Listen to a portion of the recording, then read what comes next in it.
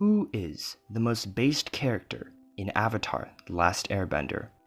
There are many hot contenders in this spot, like Big Daddy Ozai or the dangerous Dai Li. However, I will be doing something that no one wants to or even has the time to do, and organize them in reverse order. To save time, I will be referring to Avatar: The Last Airbender as Alada, and will only be ranking the villains, not the heroes. Let's be honest, the most based character in the hero's side is a 10-year-old girl who most likely has more of a dick than even Aang himself. Now, before we do anything, we need to define what based even is to the 27 people that somehow find my content bearable.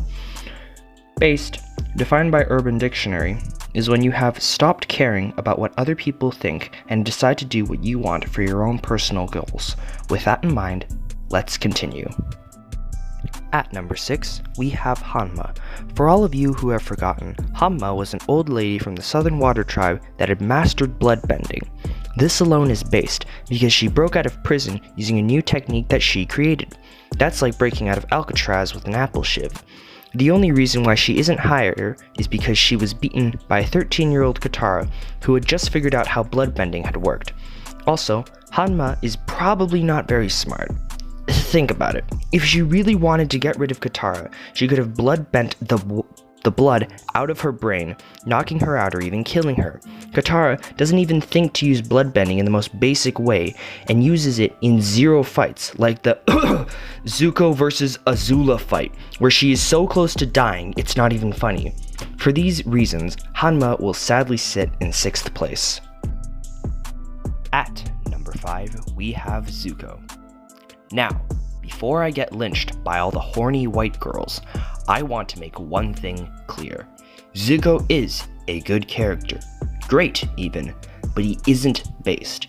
He walks around being all morally confused for most of seasons 1 and 2, but only decides to join Team Avatar at the last possible moment. He was also a pussy for not fighting his father and originally sucked so much ass at firebending that he let an untrained Avatar escape his ship. He is also a bumbling buffoon as he lets his sister, Azula, almost capture him. If he hadn't heard that he was being taken as a prisoner, he would have been out of the story by book 2. However, he is somewhat based. He does capture the Avatar on 2 separate occasions, and does defend an Earth Kingdom village completely alone. At number 4, we have Fang, who is the leader of the Dai Li. He is a good villain, and even had the power to look at Toph Bei Fang in her blind eyes and say, "Your family crest isn't good enough." What an absolute unit. However, he would have been more influential if he didn't lose to Appa, his only leverage. What a fool. He then was bested by not only the Avatar, but Princess Azula. As we established earlier, losing to a child in any case is not based, and losing to 2 children means you're just a lolicon. However, in spite of his deficiencies, Fang does do a few based things. He does kill Jet, which is probably the only confirmed death within the entire Avatar series, and he creates a dystopia within Ba Sing Se, subverting cultural peace and subverting information within the country to take over from within. Very epic, very based. At number 3, we have Admiral Zhao. Now, I hate this guy. He had so much potential, but decided not to do anything with it. He became Admiral unbelievably quickly, and even had the Avatar, but decided to just lock him up when he's already learned firebending. He does know that Aang could have used his firebending skills to melt the metal cage. Also, he had no plans for the Avatar state. I know for an objective fact that Avatar State Aang would curb stomp Admiral Zhao. Zhao also lacked the basic brain power to properly attack the Water Tribe. In the show, Zhao decides to attack the Water Tribe on the most powerful time, the full moon. However, Zhao should have done a fake retreat.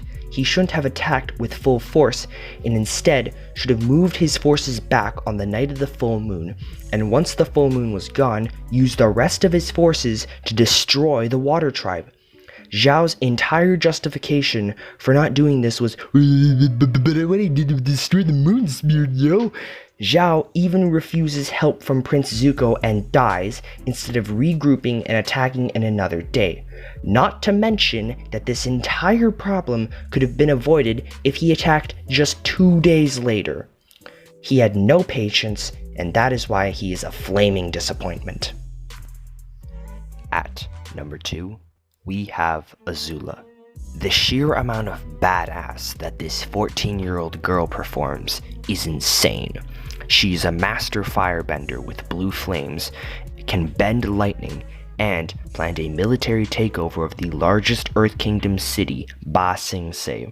She almost captures the Avatar, almost kills him in the Avatar state, and is the temporary ruler of 2 countries. If Avatar wasn't a kid's show, Azula would have most likely committed genocide on screen, and would most likely have killed the cuck that was the Earth King. This alone is extremely based, but Azula is the creme of the crop of attractive people. I am certain that if she was real, she could kick the shit out of people and get paid to do it. If Azula was just a bit more mentally stable, she would have gotten herself a boyfriend, killed Ozai, ruled as Phoenix Queen, Earth Queen, and super deluxe totalitarian leader. But she didn't. She had a mental breakdown at the last possible second. At number 1, we have Phoenix King Ozai. What else needs to be said? Ozai is the most based character by far. Totalitarian government? Check. Genocide? Check. Abusive to his children and wife? Check. There isn't anything more based or anything more perfect than this absolute unit. If you like my videos, make sure to like, share, and subscribe. Thanks for putting up with my bullshit. Stay safe.